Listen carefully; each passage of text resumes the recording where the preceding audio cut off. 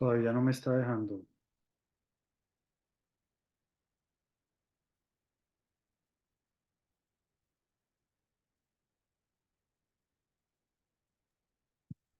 Voy a dejar como anfitrión, doctor, para que no tenga inconvenientes. Perfecto.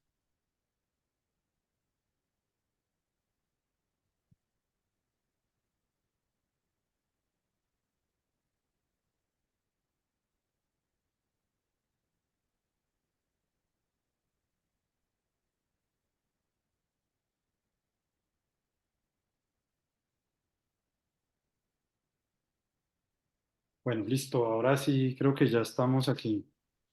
Bueno, el tema, pues vamos a tratar de hacerlo, como les decía, pues digamos lo más eh, entendible posible. Eh, Vamos a abordar un poco el tema de sociedades fiduciarias en Colombia, la importancia que tiene este negocio en Colombia, sobre todo cuando hablamos de fiducia inmobiliaria. Eh, Ustedes saben que hoy el sector fiduciario pues, es bien importante cuando se habla del manejo de recursos públicos, sobre todo. Recordemos que nuestro Plan Nacional de Desarrollo tiene innumerables cláusulas, estipulaciones, artículos que mandan a que todos los recursos se administren a través de fiduciarias y que esos recursos pues van a estar destinados al desarrollo de algunas actividades y con lo que llamamos en el sector y pues nos vamos a ir familiarizando con algunos términos, contrataciones derivadas. Contratación derivada entendemos en el sector como esos contratos que suscriben los patrimonios autónomos que creamos en desarrollo de los contratos de fiducia mercantil. Y esos patrimonios autónomos que ahorita contamos un poquito sobre esta figura que se crea a partir de la constitución de un contrato de la celebración de un contrato de fiducia mercantil, pues digamos que tiene esa virtuosidad de poder contratar con terceros y pues ejecutar algunos presupuestos.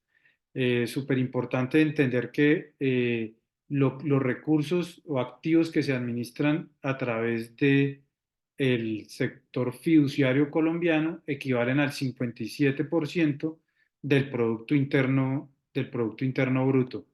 Es, pues, digamos, administración de recursos de terceros, siempre la fiduciaria, distinto a los bancos, la fiduciaria administra recursos de terceros y pues digamos que como lo vamos a ver más adelante, pues nunca se prevé que la fiduciaria se pueda apropiar de los recursos que le están entregando bajo su administración.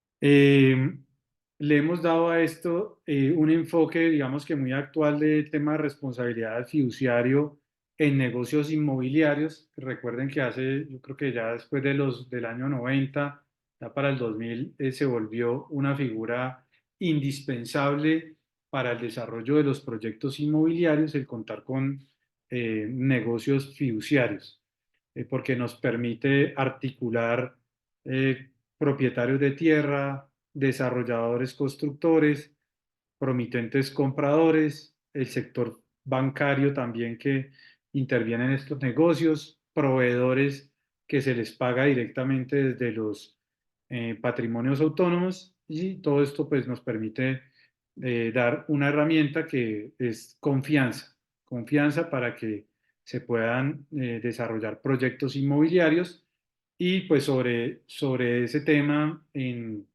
el año pasado tuve la oportunidad de estar en COLAFI, que es el Congreso Latinoamericano de Fiduciarios, de Fideicomisos, y pues hablábamos de que en Latinoamérica esta figura de la fiducia pues viene ganando mucho tema y participación por precisamente, y pues que en Colombia funciona muy bien porque pues somos súper desconfiados. Entonces, como somos tan desconfiados, pues buscamos tener una fiduciaria, o sea, un tercero de confianza, vigilado en Colombia por la Superintendencia Financiera, con unas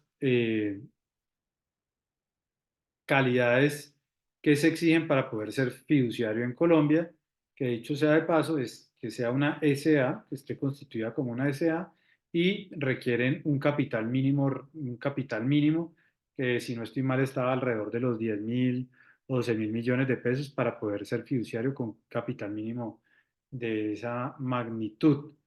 Eh, pues el hecho de que esté vigilado por la Superintendencia Financiera, pues le da también pues confianza a todos los terceros que participan o intervienen en este tipo de negocios fiduciarios. Las fiduciarias pues deben acreditar para su constitución ante la Superintendencia Financiera requisitos de solvencia patrimonial y solvencia económica de parte de sus socios, lo que hace pues digamos que esto tenga también un filtro importante por el ente regulador. Acá, digamos que para familiarizarnos un poco con este concepto de fiducia mercantil, siempre lo hablamos como un esquema triangular donde interviene una persona que se llama fideicomitente, que fiduciante o fideicomitente que transfiere uno o más bienes a una fiduciaria para que con ellos se conforme un concepto que es el de patrimonio autónomo. Eh, y eso se hace en provecho de un beneficiario, un tercero beneficiario, que puede ser el mismo fideicomitente u otra persona. Todo esto debe quedar plasmado en el acto de constitución y en la finalidad que se establezca dentro del fideicomiso. Por tanto, en estos temas decimos que es una frase que pues, venimos acuñando nosotros en nuestros cafés fiduciarios, cordialmente invitados todos los jueves, colgamos en nuestra página en YouTube y en Spotify nuestros cafés fiduciarios, que es un espacio donde semanalmente compartimos algo acerca del negocio fiduciario y otros tipos de negocios que tienen que ver con este sector fiduciario. Entonces, la frase es que pues, el negocio de fiducia mercantil no es un fin en sí mismo, sino un instrumento para realizar otros tipos de negocios y en esto, pues digamos que en todos los sectores de la economía encontramos un negocio fiduciario. Cuando uno sale de viaje y paga el peaje, si coges el desprendible que te dan, dice fideicomiso tal, que es el que recauda los recursos el que hace el recaudo de los recursos de los peajes. También en temas de garantías se utiliza mucho todo el tema de negocios fiduciarios, administración y fuente de pagos como una de las herramientas para lograr un apalancamiento. Entonces siempre esquema triangular y a través de esa transferencia de bienes que hacemos a la fiduciaria, ella no los lleva para su propio patrimonio, que es un concepto súper importante de tenerlo en cuenta y es que yo siempre lo trato de explicar con los atributos de la personalidad, como aquí hay puros colegas, entienden cuáles eran los atributos de la personalidad y dentro de ellos estaba el patrimonio y que todas las personas tenían un patrimonio, pero aquí se rompe un poquito ese esquema cuando hablamos de fiduciarias, porque las fiduciarias pueden tener varios patrimonios autónomos y que van a estar afectados a una finalidad que es la que se debe establecer en el contrato de fiducia mercantil. Y por eso, pues hay un poco de personajes que estamos como en el gremio de las fiduciarias, que hablamos de estructuración de negocios fiduciarios, que es básicamente establecer con claridad esas reglas, ese mandadito que debe hacer la fiduciaria con los bienes que le estamos entregando para que sirva como de árbitro de relaciones jurídicas, como la que vamos a ver especialmente el día de hoy, que es la fiducia inmobiliaria. Eh, entonces, digamos que ese es uno de nuestros conceptos básicos, el de patrimonio autónomo, siempre nos lo vamos a encontrar, fideicomiso o patrimonio autónomo. En otros países latinoamericanos le llaman es más ley de fideicomisos, no hablan tanto de patrimonio autónomo.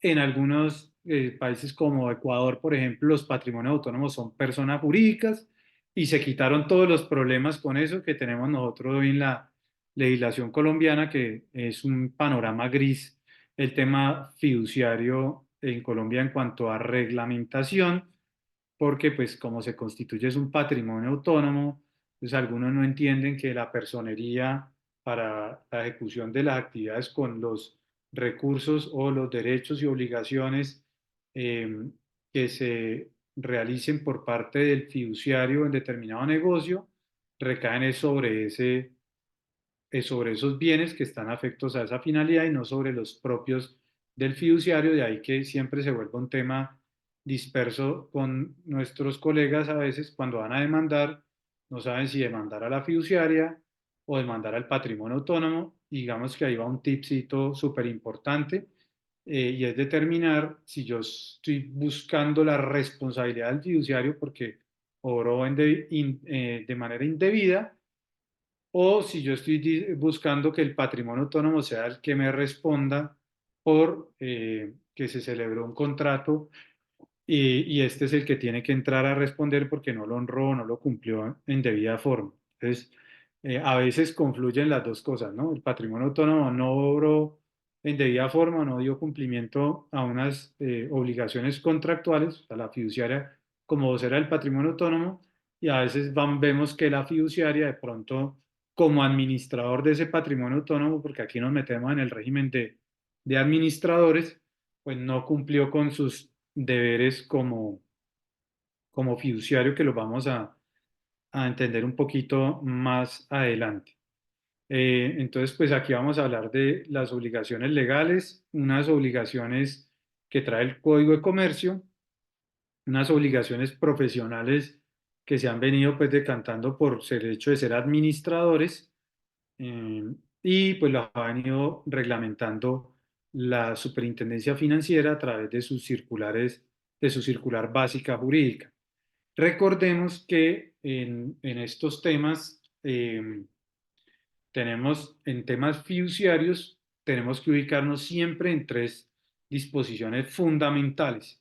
Para todo lo que necesitemos, los tres textos que vamos a consultar siempre son el Código de Comercio, que es donde está nuestra parte de fiducia mercantil, el Estatuto Orgánico del Sistema Financiero, es donde está todo el régimen de las fiduciarias, y hay algunas disposiciones en materia contractual, y pues en los contratos de fiducia mercantil. ¿Qué dicen esos contratos de fiducia mercantil? Porque volvamos a recordar, pues cuando hacemos contratos, los contratos en ley para las partes, entonces pues tienen que quedarnos bien redactados, y ahí es cuando nosotros los abogados que hacemos contratos, pues decimos que nos damos nuestro momento como legisladores, entonces siempre criticamos las normas y a veces nuestros contratos quedan con ambigüedades, además que eh, pues en esto pues hemos tenido la oportunidad de participar en muchísimos tipos de contratos, que como decimos en nuestras tertulias con nuestros abogados, es la prueba ácida de un contrato es cuando hay un siniestro, cuando hay un incumplimiento, ahí es donde nos damos cuenta si eso sí nos quedó bien armadito o no. Mientras tanto, mientras todo esté en felicidad, pues no nos vamos a dar cuenta si nuestro contrato quedó bien hechecito o no, que es cuando lo sometemos como a la lupa de lo que va a pasar en este tipo de contratos y de negocios. Entonces, obligaciones legales, las que nos vienen un poco del Código de Comercio, para las fiduciarias, diligencia, el deber de diligencia de la fiduciaria, pues digamos que es tan ancho como uno lo quiera ver, y al último de esta tertulia, pues vamos a adentrarnos un poquito en lo que han sido los últimos fallos en materia fiduciaria donde han resultado condenadas las fiduciarias porque le han dicho, oiga, usted sí no estuvo tan diligente. También se han roto esquemas de las obligaciones de medio y no de resultado que trae nuestro Código de Comercio y algunas normas. Los fiduciarios, que yo pues estoy de este lado del gremio un poco, pues decíamos, la obligación de medio y no de resultado, es decir, que nos aceptan la mediocridad promedio, pero pues finalmente ese tema de obligación de medio pues tiene unas connotaciones bien importantes que ustedes las han podido evaluar cuando están en temas de administradores de sociedades. y es que pues mostrar diligencia también tiene sus particularidades y sus retos desde el punto de vista profesional y en algunas sentencias nos han invertido la carga de la prueba, igual a las fiduciarias le han dicho, venga, pruebe que usted fue diligente, pruebe que usted fue diligente. Y entonces ahí es donde nos quedamos un poco, en algunos casos, sin argumentos para decir que fuimos diligentes o no. Y ahí pues, como digo yo, le cabe a eso siempre un tren de lado al tema de la diligencia. Separación patrimonial de otros negocios fiduciarios, lo que parecería eh, muy sencillo de manejar y organizar, pues en la práctica ya se han presentado casos donde la fiduciaria se ha enredado. Les voy a poner un caso de libranzas, por ejemplo, las fiduciarias y otro tipcito de fiduciario y es que nos cuesta trabajo entenderlo a los que no están en el día a día de este negocio y es que por regla general los patrimonios autónomos, las fiduciarias, como voceras de los patrimonios autónomos, tienen un mismo número de identificación tributaria, o sea, un mismo NIT para todos los patrimonios autónomos, lo cual, digamos que reviste unas situaciones desde el punto de vista práctico complejas que han generado que estos temas de separación patrimonial no sean tan sencillos como decirlo acá. En esta cajita ponga los recursos que le aportó el fideicomitente A, en esta cajita ponga los del fideicomitente B para el patrimonio autónomo B y así sucesivamente, sino que a veces se nos enreda un poquito el tema, por ejemplo, en libranzas, en alguna oportunidad nos consignaron unos recursos la fiduciaria como vocera del fideicomiso abrió una cuenta de ahorros. Cuando abrieron la cuenta de ahorros pusieron pues el NIT de las fiduciarias y después hicimos otro fideicomiso en la misma entidad financiera, la abrieron en el mismo banco, y el fideicomiso abrió una cuenta bancaria y esa cuenta bancaria pues quedó con el mismo NIT, pero la denominación, porque en patrimonio autónomo no hablamos de nombre, porque el nombre es un atributo de la personalidad, sino que les tenemos es una denominación. Les decimos, este patrimonio autónomo se denomina tal, pero no tiene un nombre. Pues es otro tema pues que ahí voy dando tipsitos, ¿no? Entonces, el patrimonio autónomo no tiene nombre, tiene una denominación interna que se le da en el contrato de fiducia mercantil, por eso es tan importante en todos esos negocios tener a la mano el contrato de fiducia mercantil para ver cómo se denomina ese fideicomiso y en este caso, pues cuando nos eh, hicieron las consignaciones, nos consignaron, pusieron allá en tesorería el NIT del patrimonio autónomo, pero no era para el patrimonio autónomo A, sino que era para el patrimonio autónomo B, entró a la A y el fideicomitente al otro día pidió, el fideicomitente de la A pidió que le giraran esos recursos que habían entrado ahí por obra y gracia del Espíritu Santo y esos recursos pues se destinaron a otra actividad y se mezclaron, pues digamos que eran del patrimonio B y se giraron al cliente A. Entonces, pues digamos que esa separación patrimonial en la práctica tiene unos retos importantes que hemos venido tratando de trabajar. Lo tuvimos también en la Oficina de Registro de Instrumentos Públicos, hasta que después de muchas tareas logramos que pusieran ahí no fideicomisos fiduciaria X, sino fideicomiso administrado por vocera tal, y pues nos ponían ahí, aun cuando el número de identificación tributaria era el mismo. Cuando hacemos desde el punto de vista de abogados las búsquedas, las pesquisas de bienes de un fideicomiso, a veces nos aparecen, pues por número de identificación tributaria, pues todos los fideicomisos que hay en la fiduciaria, pero pues si llevamos al certificado de traición y libertad, muchas veces ya de 15 años para acá ya aparece vocera del fideicomiso tal, porque en alguna época aparecía era el número de identificación tributaria de la fiduciaria. Pues, digamos que tener en cuenta esos aspectos, súper importante. La fiduciaria tiene un tema de control de los bienes que tiene que estar siempre saber cuáles son los bienes, el inventario de bienes que le están entregando, tenerlo clarísimo para poder hacer sus rendiciones de cuentas. protección de los bienes fideikomitidos, otra obligación legal de las fiduciarias. A veces en el mercado nos encontramos que la fiduciaria dice no, pero entonces fideicomitente, trasládeme los recursos porque llegó una demanda contra el fideicomiso y hay que contratar un abogado. Y el fideicomitente dice, pues no tengo recursos o abandonó el desarrollo del proyecto o no lo encontró, pero pues la fiduciaria sigue estando con esa obligación de defender los bienes fideikomitidos. Entonces nos metimos en este negocio, nos toca hacer la defensa y esa excusa de pronto de no habían recursos, no se podía, no obtenía, esa digamos que los jueces hoy por hoy la ven como con bastante recelo. Los bienes que le estamos entregando es para una finalidad específica, pero la fiduciaria tiene que buscar que esos recursos, otra que es difícil en la práctica, generen rendimientos. Y digo difícil en la práctica porque lamentablemente en el sector, aunque hemos venido trabajándolo desde otras perspectivas, hemos venido buscando que un papel más protagónico de la fiduciaria en la administración de bienes y no solo decir que es yo recibo instrucciones del fideicomitente y si él no me da instrucciones yo no hago nada.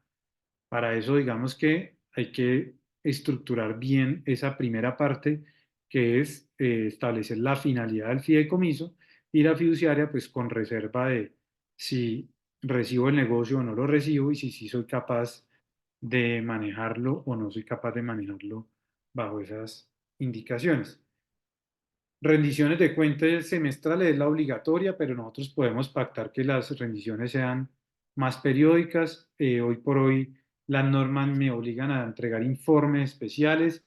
La fiduciaria dentro de sus obligaciones está la de llevar la contabilidad del patrimonio autónomo, entonces tiene que preparar los estados de situación financiera del negocio, que ahí tenemos otro reto grandísimo en materia de patrimonios autónomos y es un tema que manejábamos de transparencia fiscal y ahora se nos volvió también transparencia contable en la relación fideicomitente patrimonio autónomo.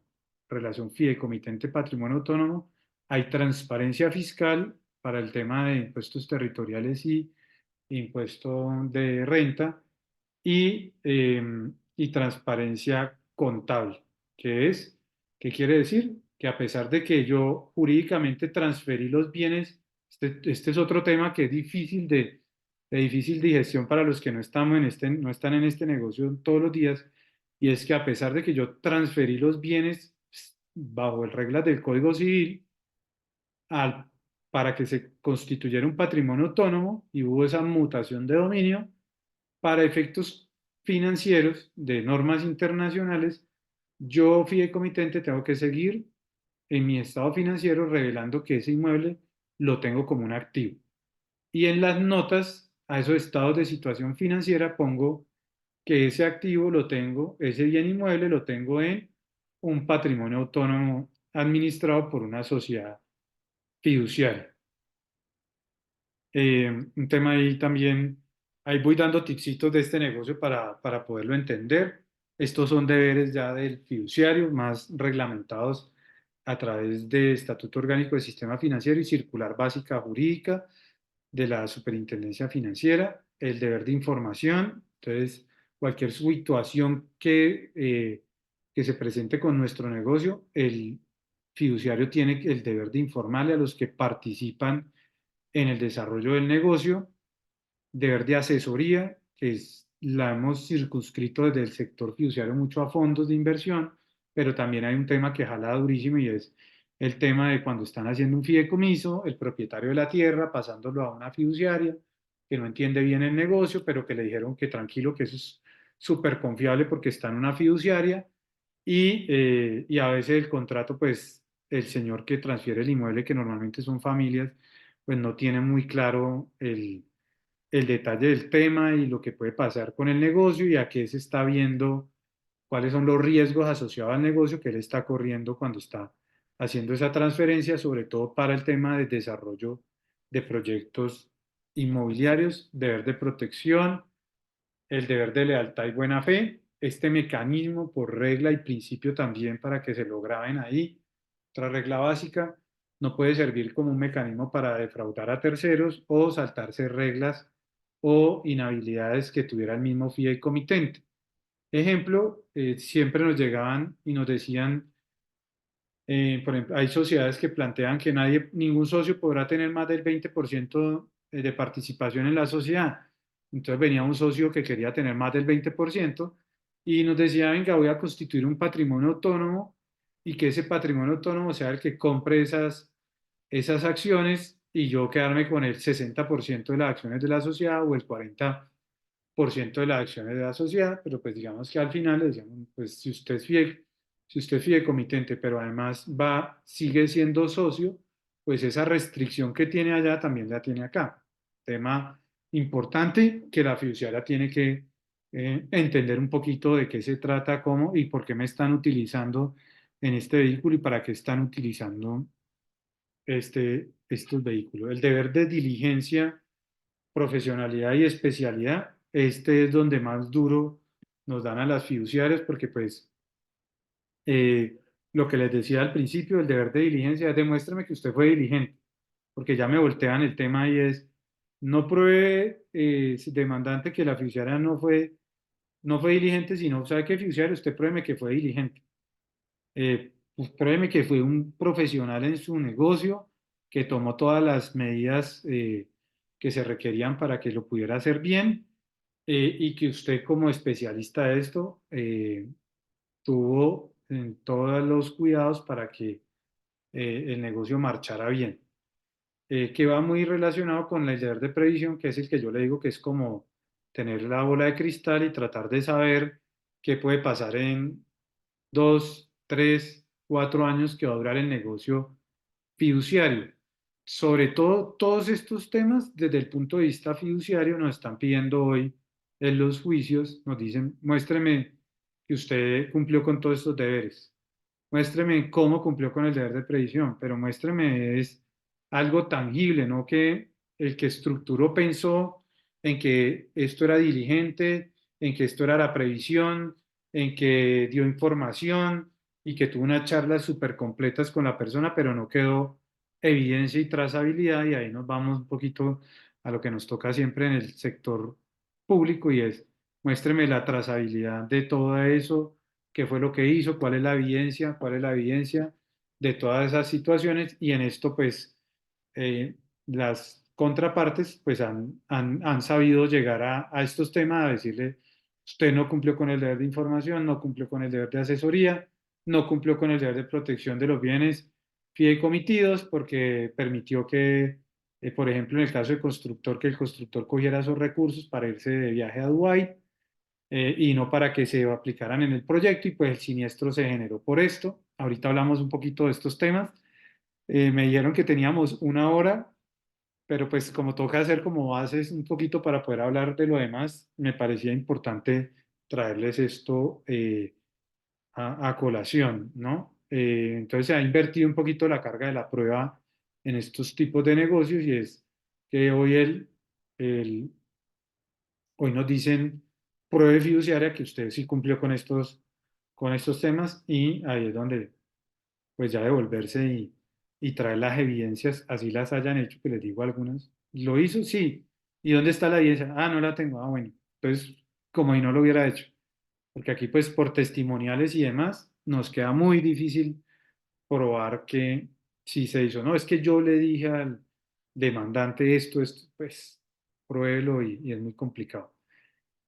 Estas son las tipologías de contratos de fiducia más frecuentes, la fiducia de administración, la fiducia inmobiliaria, que es la que hoy nos ocupa para ver un tema de responsabilidad del fiduciario, fiducia en garantía, que hoy, digamos, es muy importante porque también en ley de garantías mobiliarias nos reciben estas fiducias en garantía, así versen sobre bienes o su activo sea un inmueble, nos sirve como garantía mobiliaria y nos da, pues digamos que esas connotaciones que tiene la ley, como la exclusión en caso de que haya una liquidación judicial de la compañía, pelea de todos los días con la super y bueno, pero pues digamos que esos son unos temas importantísimo el de fiducia en garantía, fiducia de administración y fuente de pago, que es una modalidad de fiducia en garantía que utilizamos mucho, sobre todo para temas de reactivación económica,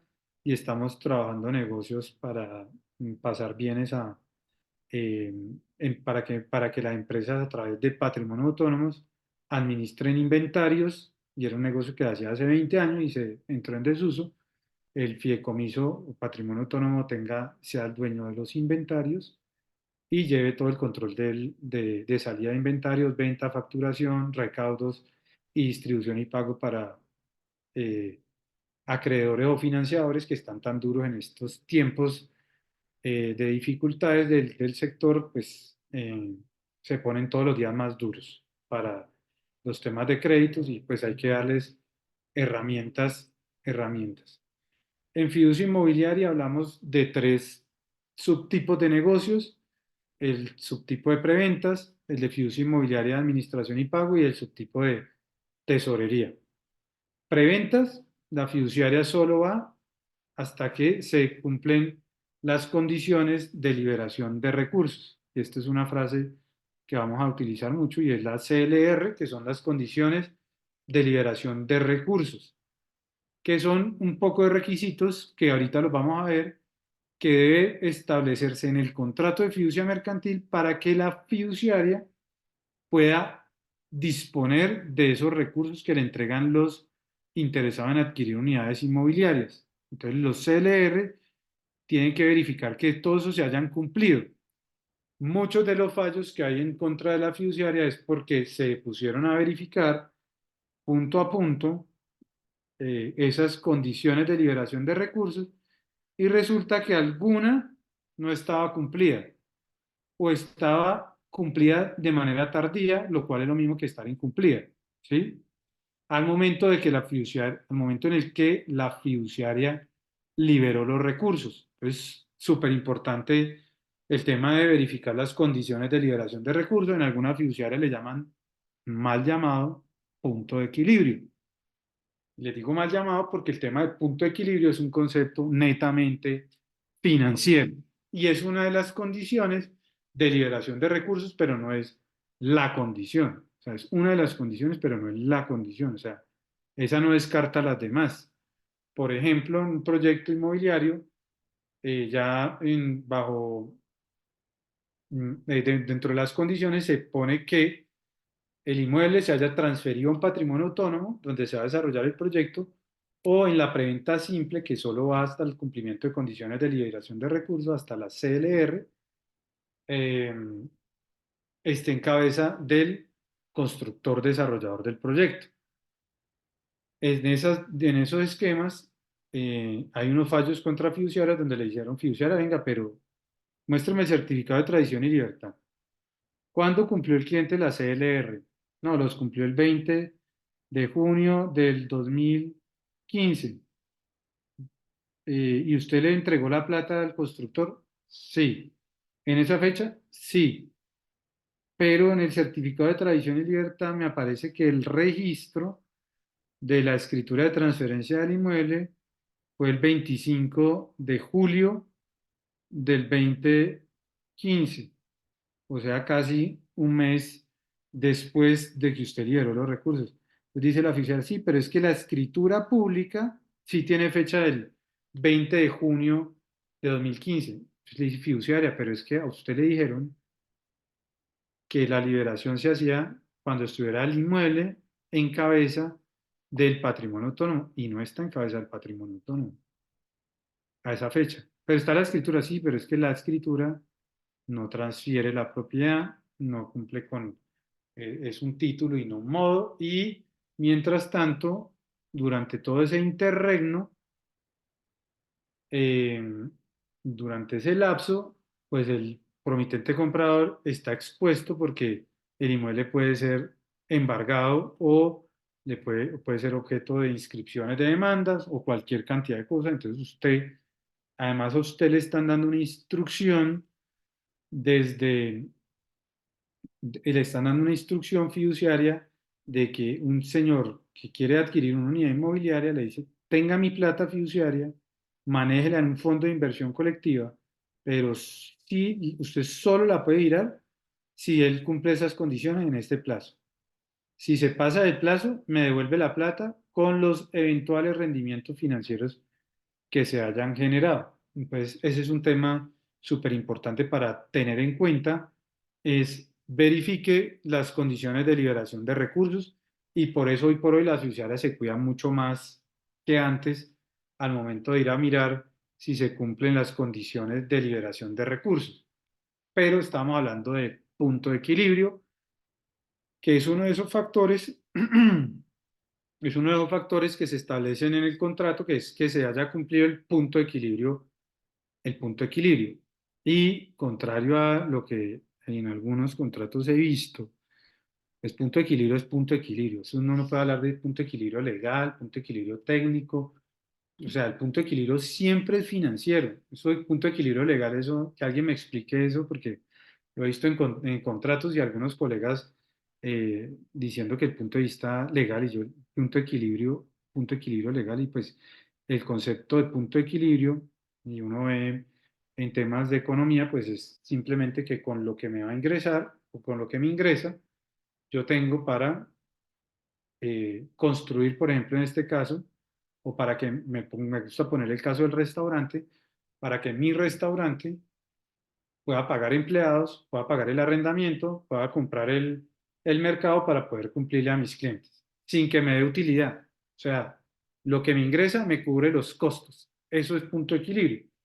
Y en algunos contratos de fiducia, ya ve uno empieza a ver unos errores, uno terribles. Por ejemplo, eh, que se haya vi uno por ahí que es terrible y para que ustedes lo tengan en cuenta.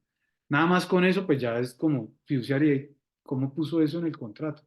Entonces, digamos que son cosas que hemos venido, estaba revisando, que no pasen. Y es, por ejemplo, ponen que tenga que las ventas que haya hecho, las preventas es que un interesado en adquirir unidades inmobiliarias va a la fiduciaria, abre un encargo de inversión en el fondo de inversión colectiva y le da unas instrucciones a la fiduciaria.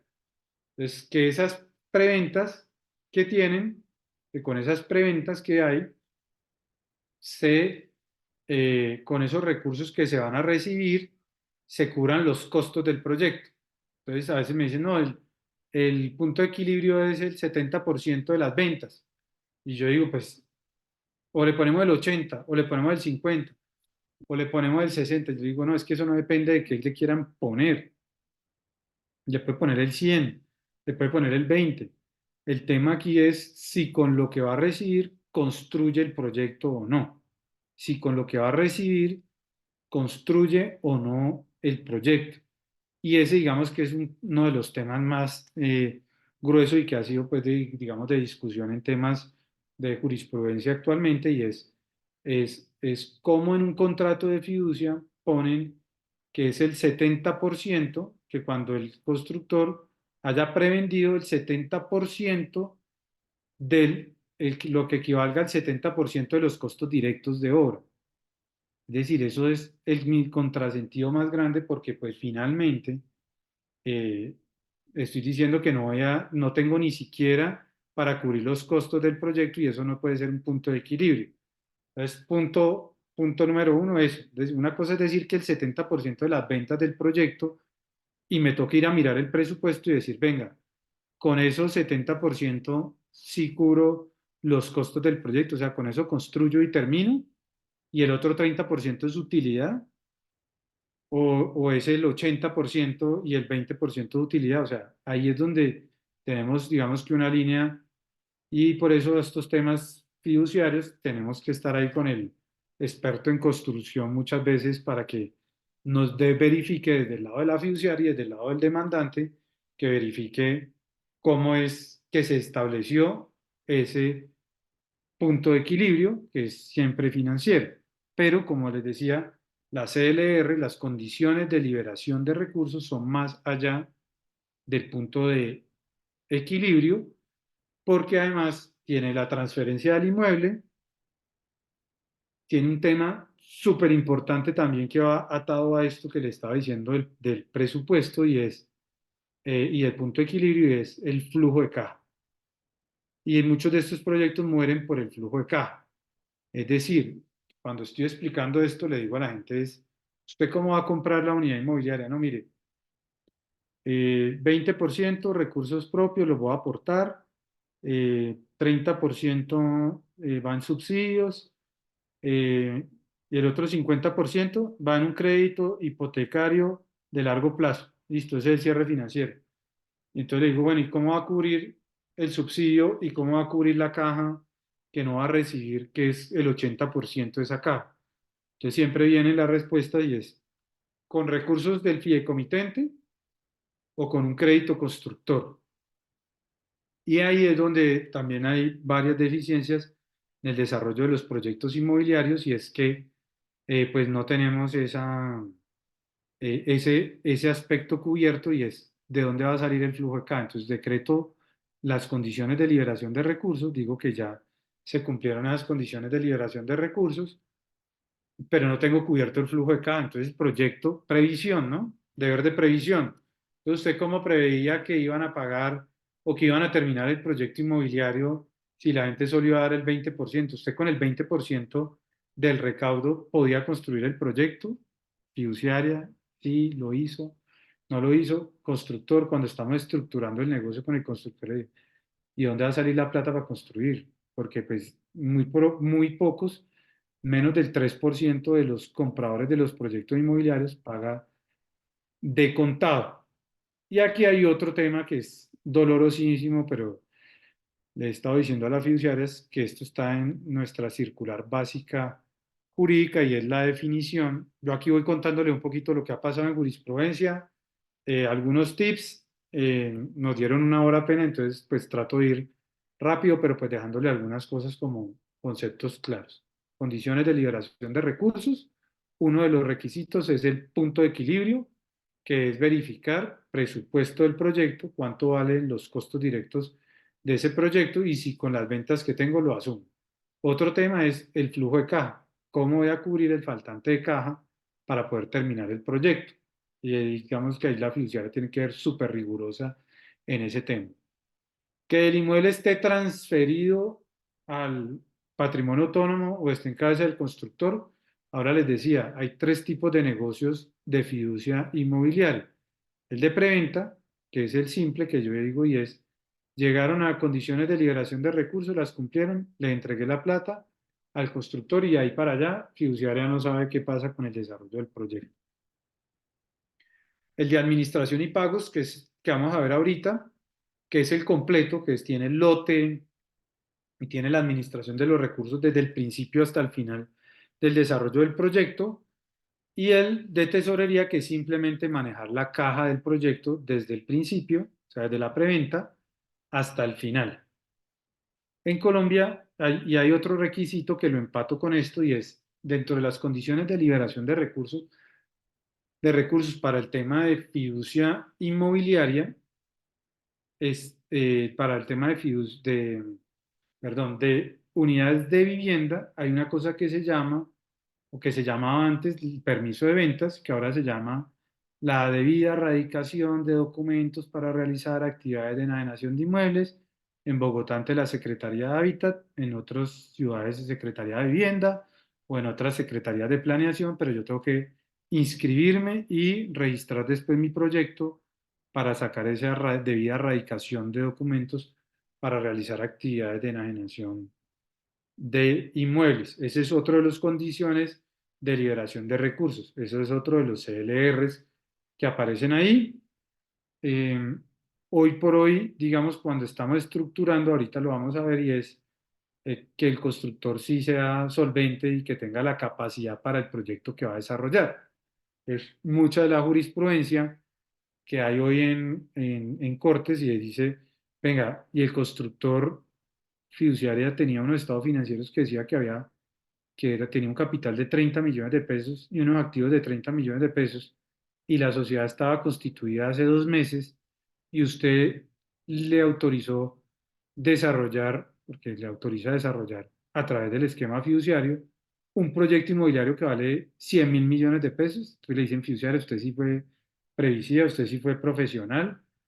Ahí es donde nos enredamos mucho a la hora de poder determinar eso. Y con base en esta disposición, que yo espero que ustedes ya la estén leyendo y la hayan leído, si encuentran aquí encontramos dos temas, le digo yo a la fiduciaria, es delicado, ¿no? Porque aquí me están diciendo que el negocio de administración y pagos inmobiliarias del tipo inmobiliario, su tipo de administración y pagos, es el negocio fiduciario en virtud del cual se transfiere un inmueble a la sociedad fiduciaria, que también me pueden transferir otros bienes, pero aquí es donde está la frasecita compleja, para que administre el proyecto inmobiliario. Y ese para que administre el proyecto inmobiliario es delicadísimo porque las fiduciarias, pues antes cogíamos esos contratos y hacíamos dos páginas. La fiduciaria no es administradora, no administra el proyecto inmobiliario, no es responsable del desarrollo del proyecto inmobiliario, no es responsable de las relaciones con terceros, no es responsable. Y hacíamos hasta indemnidades, poníamos en los contratos de fiducia inmobiliaria y que todo el mundo nos mantendrá indemnes, el comprador, el constructor, el fideicomitente, los terceros, proveedores, todo el mundo nos mantiene indemnes por cualquiera y pues digamos que todas esas cláusulas a partir del estatuto del consumidor financiero, que acuérdense que tenemos estatuto de consumidor y tenemos un estatuto especial que es el estatuto del consumidor financiero, que es básicamente lo mismo, pero pues aplicado a temas a temas financieros. Digo básicamente lo mismo y por allá alguno se retuerce y le duele el, y le duele el estómago, pero digamos que pues tienen cláusulas muy parecidas, unas variaciones ahí. Será objeto de otra charla que hagamos más adelante y es ese comparativo entre el Estatuto del Consumidor y el Estatuto del Consumidor Financiero y las disposiciones del Estatuto del Consumidor para el tema de consumidor inmobiliario, que tiene unas especificaciones también ahí muy importantes, pero para efectos de nuestra tertulia de hoy, hablamos siempre de Estatuto del Consumidor Financiero, porque aquí es, digamos que, buscando responsabilidad directa del fiduciario. Entonces, cuando aquí me dicen para que administre el proyecto inmobiliario, ahí es donde todos nos echamos la bendición desde el lado de la fiduciaria, porque ¿cómo dice esto que para que administre el proyecto inmobiliario? Si hemos dicho siempre que no administramos, aun cuando esta norma está hace más de 15 años en las circulares básicas jurídicas que las vienen cambiando, modificando, adicionando y les cambian de número, pero en el fondo los cambios que hay son más adiciones que cambios en terminologías y esta se nos fue. Pero al final, digamos que la defensa es decir que eh, de acuerdo con las instrucciones señaladas en el acto constitutivo. Entonces dice, ah, no, pero si administra el proyecto, efectúe los pagos asociados a su desarrollo de acuerdo con las instrucciones señaladas en el acto constitutivo. Entonces ahí dicen, ah, no, pero es que es con relación al acto constitutivo. Aquí nosotros como abogados, pues a esta norma la leemos, le miramos los puntos, las comas y le encontramos temas complejos porque pues finalmente, si es administración y pago, entonces digo, la fiduciaria administraba el proyecto inmobiliario y no solo, como decimos siempre, los recursos del proyecto, y hacíamos giros a terceros. Aquí me dicen que hagamos pagos y aquí hay otra discusión grandísima en la fiduciaria y es, ¿ustedes hacen pagos o hacen giros? Giro es que me dicen traslade 50 pesos a la cuenta de tal, punto. Pagos es factúreme señor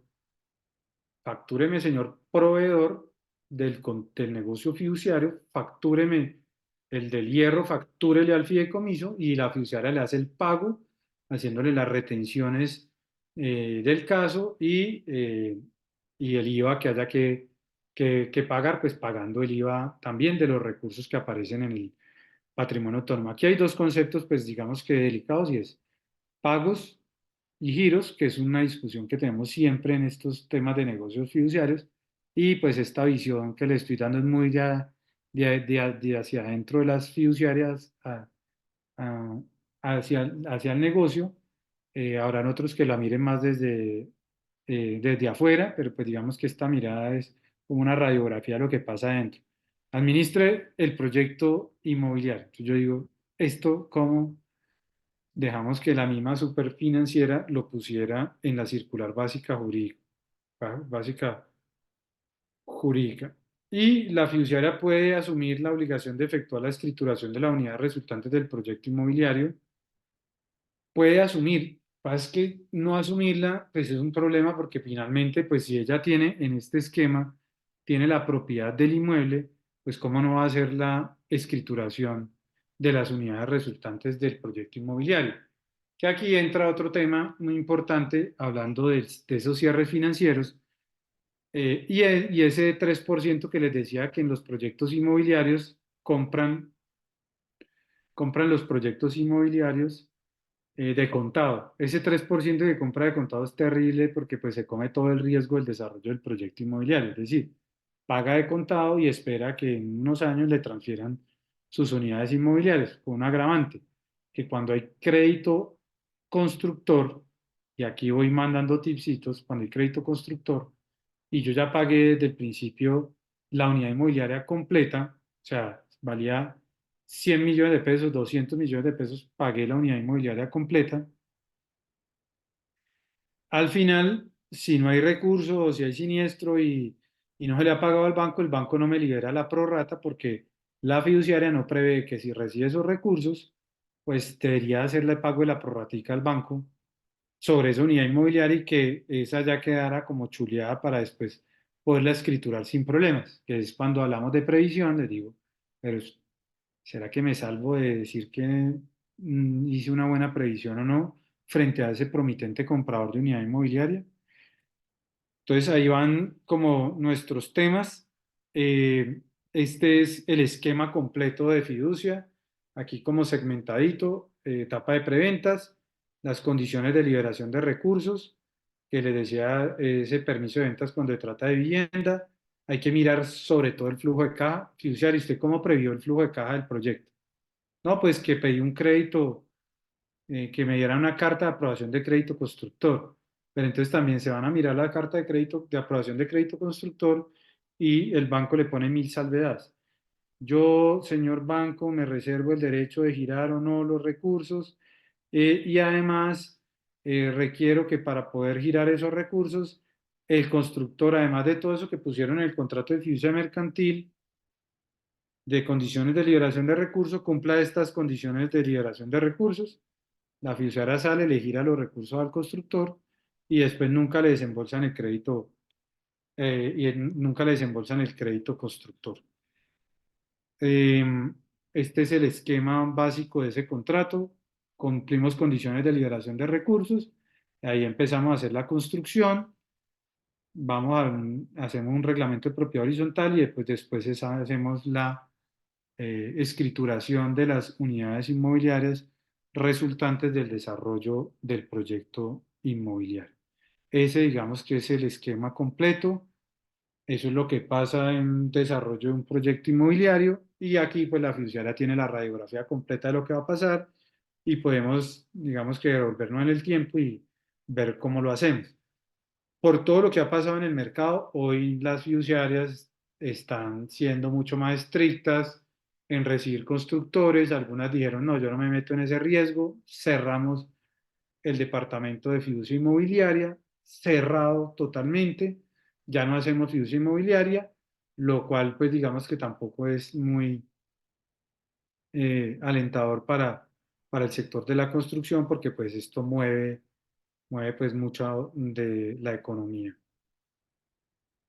Aquí siempre en contratos de fiducia inmobiliaria vamos a ver el tema del concepto que ha manejado la Corte Suprema de Justicia con relación a contratos coligados, que básicamente son, son contratos que están coordinados y que se interrelacionan y tienen cláusulas o disposiciones que van buscando pues un mismo propósito, y en estos contratos de fiducia mercantil hay contratos, pues está el contrato marco de fiducia de inmobiliaria, pero como les decía, hay también una contratación derivada, que es por ejemplo los contratos que firman los inversionistas, que antes se usaba un esquema que se llamaba vinculación como beneficiario de área. Ahorita se ha cambiado mucho por el tema de cartas de instrucciones, o también en alguna parte del desarrollo por ya promesas de compraventa. Pero todo esto pues obedece a una finalidad específica que es que el tercero adquiere una unidad inmobiliaria. Entonces, pues el análisis que se termina haciendo es sobre el marco contractual completo y no sobre una sola partecita de los negocios. Entonces, hoy a la fiduciaria le están diciendo, vea, fiduciaria, usted tiene que analizar el riesgo de cada proyecto. O sea, el proyecto que va a manejar tiene unos riesgos específicos asociados. Usted tiene que velar porque eso esté claro y usted los haya podido ver. O sea, metas en el desarrollo del proyecto. O sea, no me sirve que usted no es constructor, entonces usted no sabe esto. No, porque usted administra, como les decía ahorita, administra el proyecto inmobiliario. Entonces, pues ese riesgo lo tiene que tener claro. O sea, usted tiene que tener un profesional allá en la fiduciaria que sepa esto de construcción, porque usted no puede ir a decir, no, es que el punto de equilibrio lo estableció el constructor y yo no tengo nada que ver. Y la circular básica jurídica le dice además a la fiduciaria, le dice, usted tiene que verificar que ese punto de equilibrio no ponga en riesgo el desarrollo del proyecto inmobiliario. Eso no lo puede poner en riesgo el desarrollo del proyecto inmobiliario.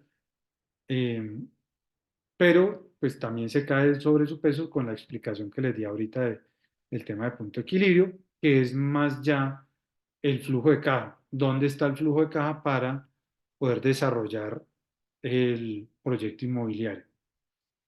Condiciones técnicas, licencia de la curaduría, licencia de construcción debidamente ejecutoriada. Algunos contratos decían licencia de construcción, pero no decía que esa licencia debía estar debidamente ejecutoriada. Y pues como acá están los colegas, pues si no está ejecutoriada, le cabe que de pronto la impugnen y estemos con una inestabilidad desde el punto de vista legal. Entonces, uno de los requisitos de las condiciones de liberación de recursos es ese tema de la licencia de construcción debidamente ejecutoriada.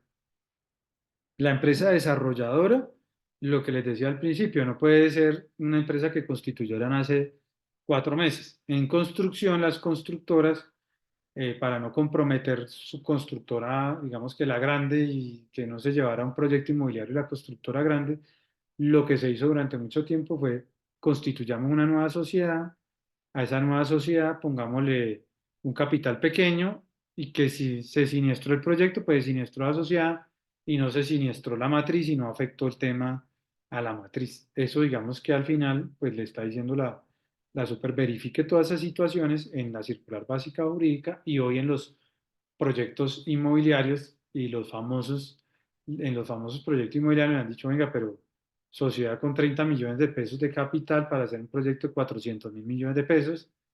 O sea, ¿usted qué análisis hizo ahí, fiduciaria? ¿Usted qué verificó? ¿Cómo miró el tema? No, es que son muy grandes, pero en Estados Unidos son grandísimos. Sí, pero en Estados Unidos, pero acá esto, o sea, ¿cuáles son los mecanismos para cubrir a los interesados en adquirir unidades inmobiliarias?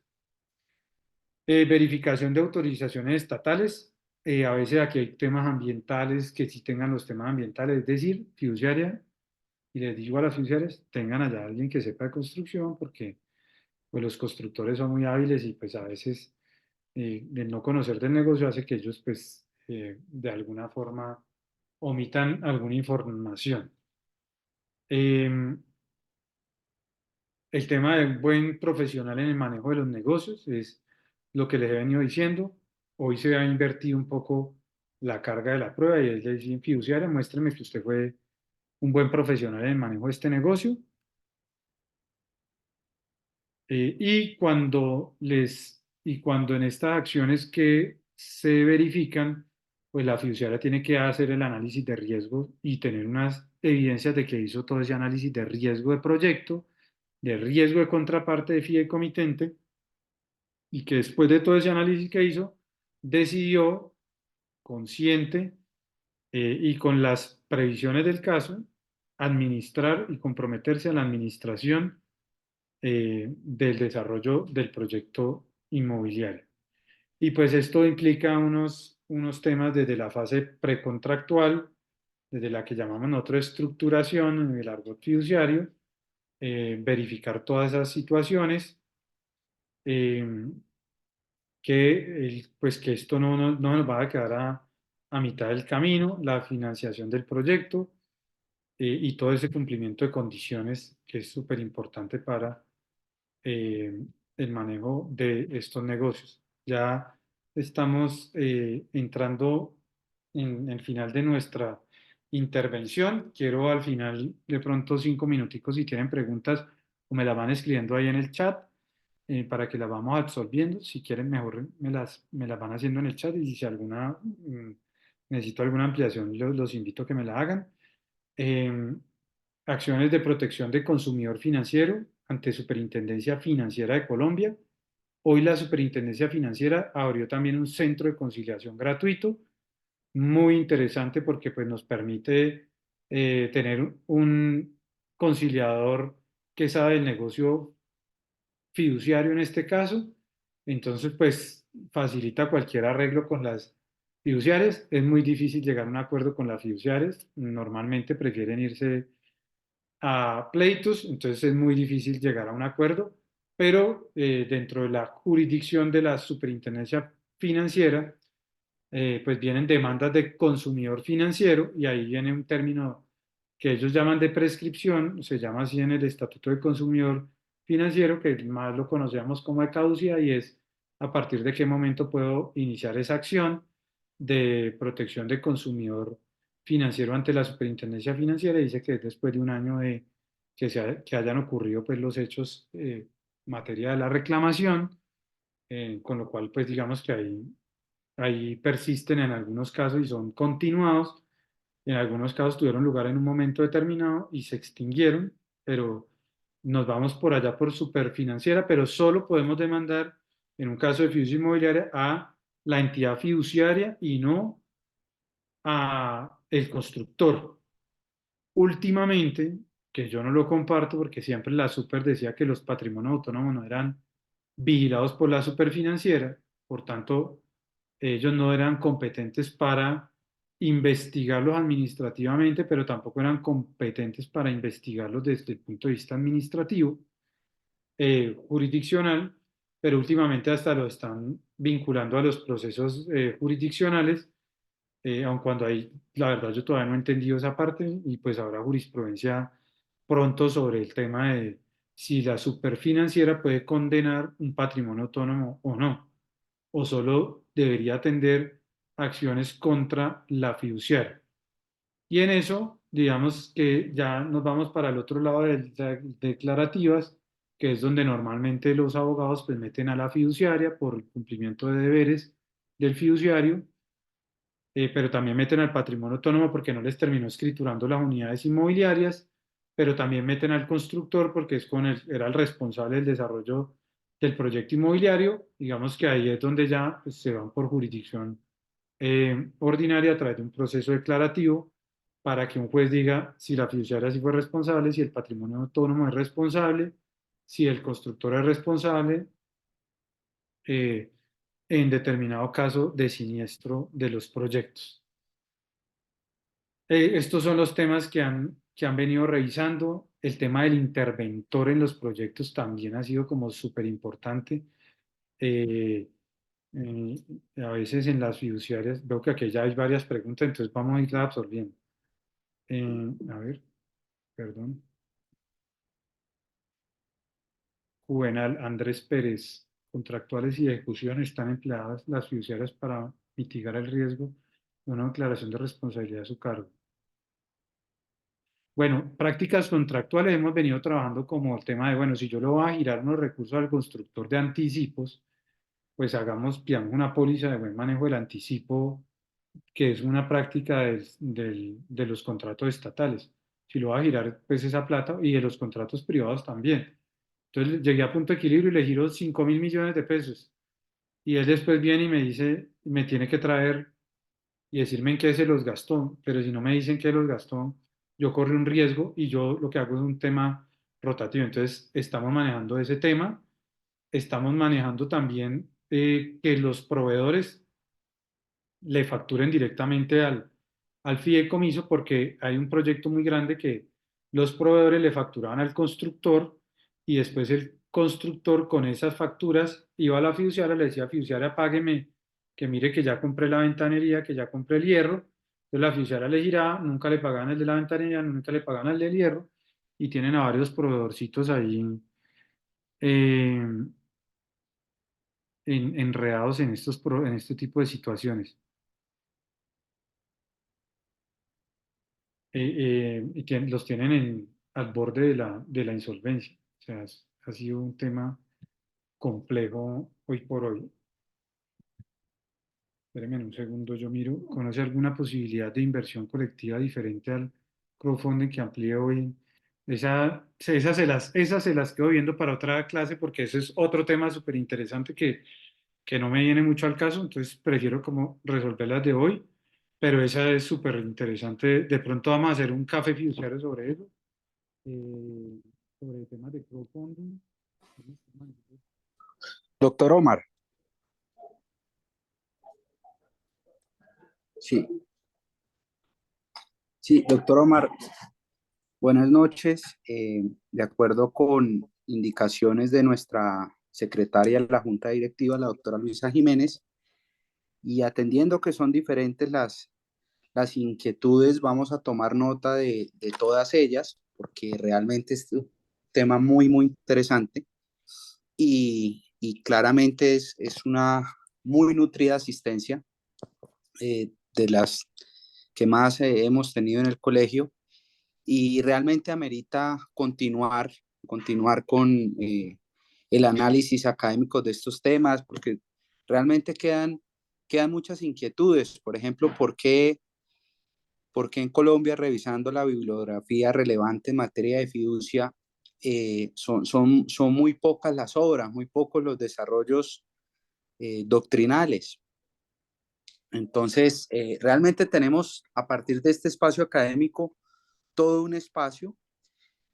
Como les comentaba, en coordinación con la Secretaría de la Junta Directiva, vamos a tomar nota, atenta nota de cada una de las preguntas y estos espacios deben continuar. Entonces, doctor Omar, muchas gracias por su tiempo, por su disponibilidad. Por supuesto, también a nuestro presidente, el doctor Sebastián Salazar, que ha generado estos espacios. Detrás de ellos hay mucho trabajo, está el equipo de la administración, las piezas de publicidad, la convocatoria, la revisión de la junta directiva de los temas para que sean de agrado de nuestros colegiados. Entonces, pues que esta sea la primera tertulia de muchas que muy seguramente seguiremos trabajando, analizando y estudiando en un tema tan interesante y tan pertinente. Muchas gracias, doctor Omar. Bueno, no, muchísimas gracias a todos por por la atención. En esto uno, pues nunca el tiempo es suficiente y espero haberles dejado algunas inquietudes ahí, un poco de preguntas súper interesantes y larguísimas de responder. Entiendo, eh, eh, pues con muchísimo gusto en otro momento nos ponemos a trabajar en los temas y como les decía, pues invitados también a nuestros cafés fiduciarios de los jueves. Los pueden ver por YouTube en diferido, 7 de la mañana normalmente. Eh, y muchas gracias pues a todos, el doctor David Silva y el Colegio de Abogados y pues los que estuvieron aquí escuchándonos el día de hoy en esta tertulia sobre responsabilidad del fiduciario. Muchas gracias a todos.